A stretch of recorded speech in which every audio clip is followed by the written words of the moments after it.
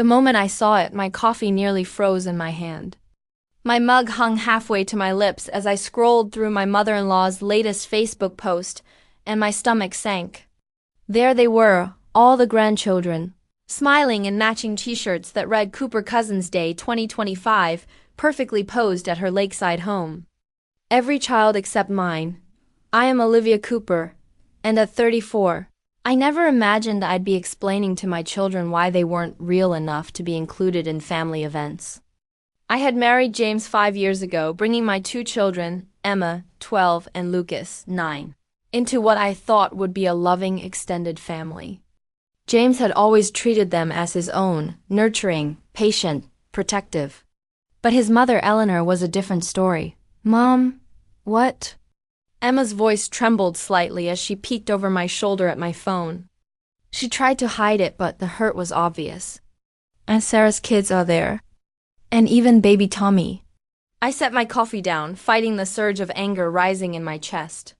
There must be some mistake, I said carefully, my voice measured. Let me call Grandma Eleanor and find out what happened. But deep down I knew. This wasn't the first time Eleanor had excluded my children. Last Christmas, she had forgotten Emma and Lucas entirely while lavishing presents on their cousins. At Easter, she orchestrated a grand egg hunt we were inadvertently scheduled to arrive at the wrong time. Missing the fun entirely, I dialed and Eleanor answered on the 3rd ring. Oh, Olivia dear, what a lovely surprise, she purred.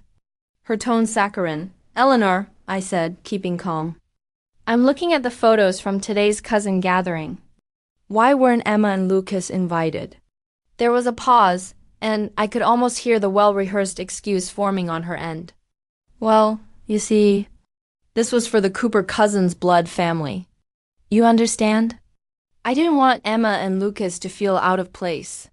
My hand tightened around the phone. They are part of this family, Eleanor. James is their stepfather, she corrected quickly. And while that's nice, it's not the same thing. I wanted a special day for my real grandchildren to connect with their heritage. Surely you understand. Before I could respond, I heard Emma's bedroom door slam upstairs. Lucas appeared in the kitchen doorway, clutching his comic book to his chest, eyes wide and hurt. No, Eleanor. I don't understand, I said firmly, though my heart raced. And I don't think James would either. Oh, don't bother James with this, she said quickly. He's so busy with work. And you know how he hates family drama. Besides, I'm doing you a favor. Those children need to understand their place. I cut her off sharply. Their place is with their family, all of it. She sighed dramatically. Olivia dear, you're being oversensitive. I have boxes of old Cooper family photos. I was showing them to the children today. Family history, legacy. These things matter. Something clicked in my mind. Family photos, legacy. James had mentioned boxes in his attic albums his grandmother had kept. Photos from when his father was young. Photos that might tell a very different story about the so-called precious Cooper family legacy. You're right, Eleanor, I said, my voice calm. These things do matter. Which is why I think it's time everyone saw all the family photos, including the ones from Grandma Rose's collection. There was a long pause. What are you talking about?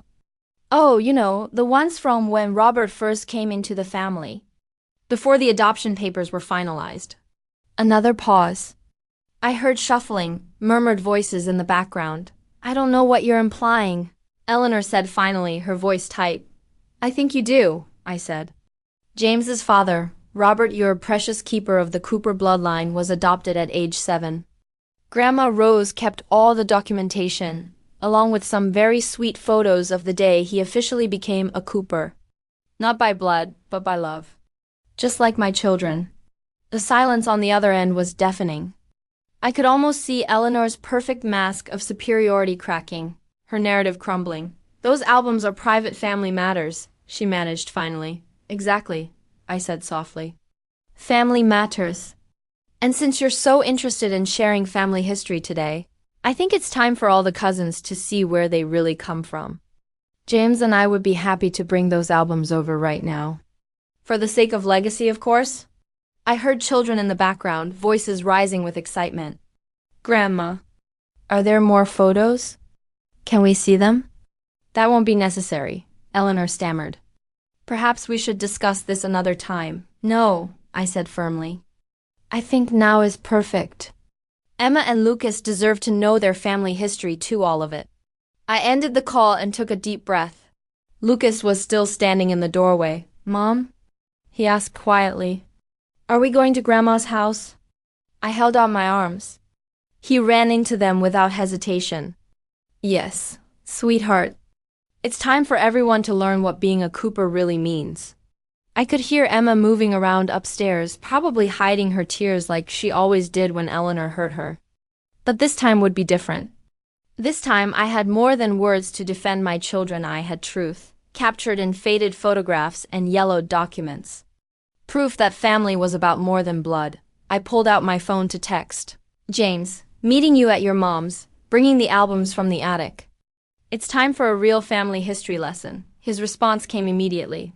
On my way. Mom's gone too far this time. I smiled, gathering my keys. Calling up to Emma, I said, sometimes the best way to fight exclusion isn't with anger, but with evidence. I had a feeling this special Cousin's Day was about to become truly special, just not in the way Eleanor had planned. The drive to Eleanor's lakeside home felt longer than usual. The box of old albums sat heavily in the back seat between Emma and Lucas. Emma kept her eyes fixed on the window, but I caught her glancing occasionally at the worn leather covers. Curiosity mingling with the hurt in her expression. When we pulled up, James's car was already in the driveway. The sounds of children playing drifted from the backyard, along with the unmistakable aroma of Eleanor's famous barbecue, a tradition my children had often been subtly excluded from. What if Grandma Eleanor gets mad? Emma whispered as we walked up the path. What if she makes the other kids leave? I squeezed her hand. Then we'll know exactly where we stand. But I don't think that's going to happen. James met us at the door, his face tight with anger. I can't believe she did this, he muttered, pulling me into a quick hug before kneeling to embrace. Emma and Lucas, you two are as much my children as any of those kids out there. Inside. Eleanor stood in her pristine kitchen, perfectly arranged pots of food surrounding her. Her face paled when she saw the box in my arms. Olivia, she started, her voice sharp. This isn't necessary. Actually, Mom, James said, cutting her off, I think it's long overdue. Where are those matching shirts you had made? I believe Emma and Lucas deserve theirs. Eleanor's lips tightened. James, be reasonable. This was meant to be a special day for family. These are my children too, he said firmly. Either everyone gets a shirt and participates, or we start asking why you're so keen to hide Grandma Rose's albums. The mention of Rose's name made Eleanor flinch. From the backyard, I noticed Sarah, James's sister, watching with growing interest, her 3 children clinging to her legs in their matching shirts. What albums? Sarah asked, stepping into the kitchen. The ones from the attic, James said. The ones showing how Dad came into the family before the adoption was finalized. Sarah's eyes widened. Dad was adopted. The silence in the kitchen grew thick. Eleanor gripped the edge of her granite countertop, knuckles white. Outside, more cousins had wandered to the door. Drawn by the tension in the air, that's different.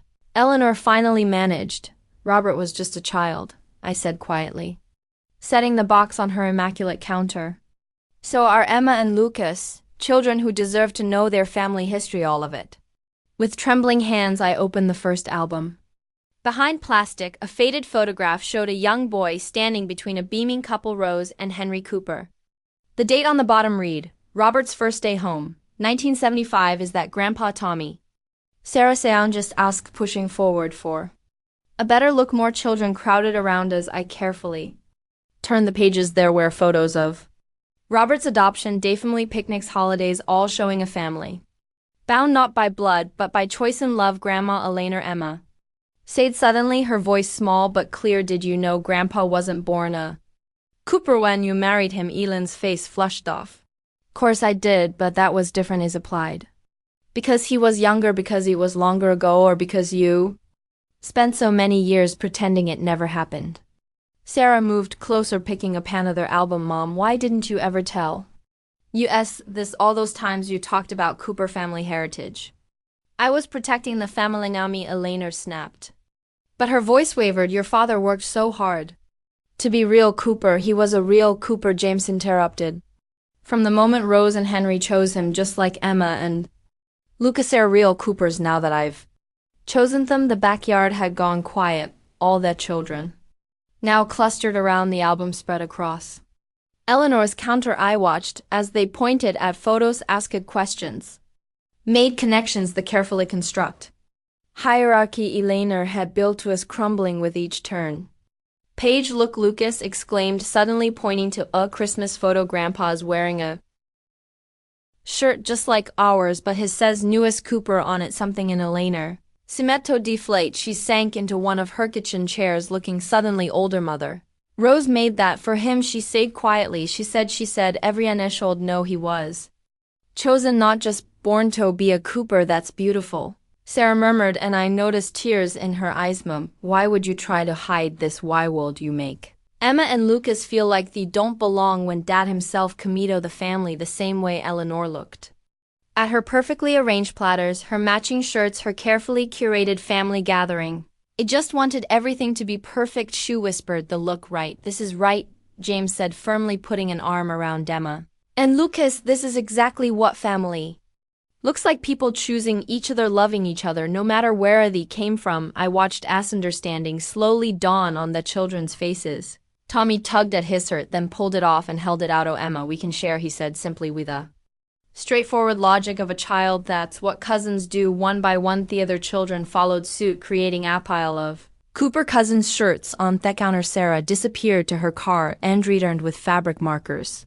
Let's make new shirts, she announced. For everyone, Eleanor sat silently as the children spread shirts across her pristine drawing room table, adding their own touches, making sure everyone blood-related ornate had one to wear. When Emma hesitantly approached her with a marker, asking for help with her name, I saw something crack in my mother-in-law's carefully maintained FS. I'm sorry, she whispered, pulling Emma into an unexpected hug. I've been so foolish. It wasn't a complete transformation. Years of prejudice don't disappear in a single afternoon. But as I watched Elena help Emma decorate her shirt while Lucas showed his cousins more photos of their grandfather shield, I knew something fundamental had shifted. Sometimes the truth preserved in forgotten photographs and hidden albums has a power all its own, and sometimes the best way to break down walls is to simply show that they never should have been built in the first place. The afternoon transformed into something entirely different from Alan's carefully planned special Christmas day. The children sprawled across the lawn in their newly decorated shirts, sharing stories and comparing notes about the family photos they had discovered. Even Elena seemed lighter somehow, as if letting go of her carefully guarded secret had lifted a weight from her shoulders. I found her in a kitchen later, carefully wrapping leftover food while staring at a fatoof young Robert with his adoptive parents. Her hands trembled slightly. As handled the image, he was so happy that day, she said softly, not turning around. Robert talked about it often when we're first married, how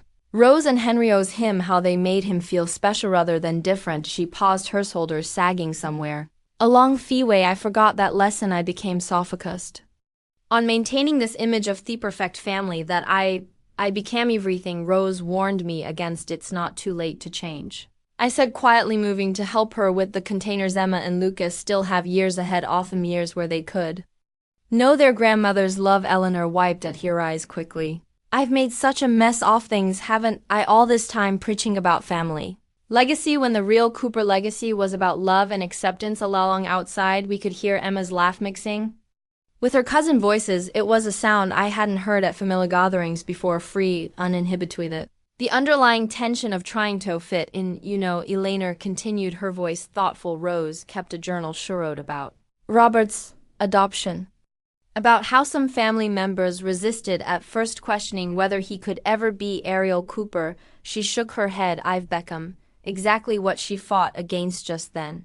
Lucas burst into the kitchen, his new shirt proudly displaying not just his name, but drawings from all of his cousins. Grandma Elena, Tommy says we can have a sleepover next weekend, can we please? I watched Island's face soften as looked at my son, her grandson practically bouncing with excitement. I think that would be wonderful.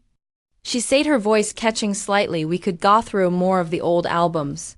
I'm sure there are stories about your grandfather that you'd love to hear. Lucas's face lit up, and he rushed back outside to tell Tommy. Eleanor turned to me, her eyes glistening.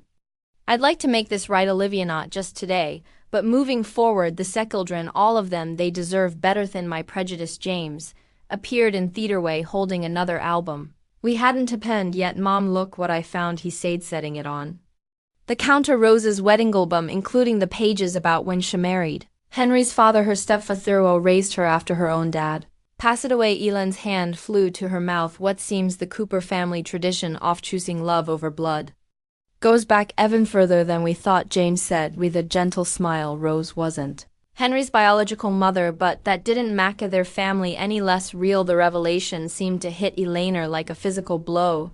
She sank into a kitchen chair, staring at the album. All this time, she whispered, all these years of pushing for pure family lines, and I didn't even know Sarah joined us carrying empty plates from the yard. Mom, the kids want to make this a monthly thing, Cooper Cows Day, but they want to do it right this time, everyone included, no exceptions. Eleanor nodded, tears flowing freely now eyes. She said firmly, yes, that's exactly what we'll do, and I'd like to start some new traditions too, something to honor what Rose started over the next hour.